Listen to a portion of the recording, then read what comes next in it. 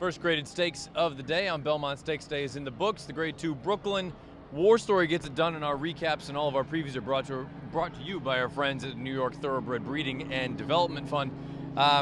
You know, Mike, it was a situation where we talked about it in the preview going into it. 2 Brutus was going to be walking on the lead. He was walking on the lead, and he just didn't fire. War Story went and got him. This wasn't the 2 Brutus we saw in his first 2 starts in this country, that's for sure. I can't think of any excuse for him, Matt. I mean, he's in hand on a relatively easy pace all the way up the backstretch, and they didn't come for him until the final turn. They came to him for the final turn. I don't know about you. I never thought he was going to win for the final 3/8 of a mile. No, he got a half mile and 50 and change, 3/4 and 15 and change, and on the far turn it looked like he was in deep water, and you had War Story ranging up on the outside.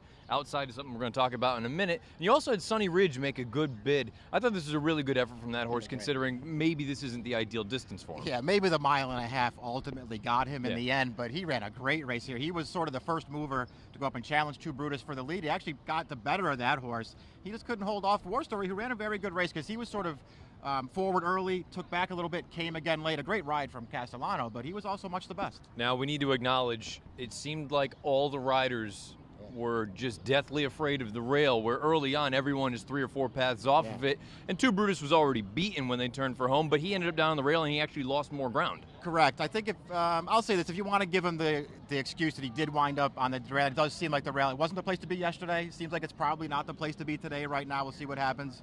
If you want to give him that excuse, okay, but I still don't think he was winning this race. This was not as good a performance as his first 2. And yeah, War Story was all the way out in the center of the track, and he did finish best out there.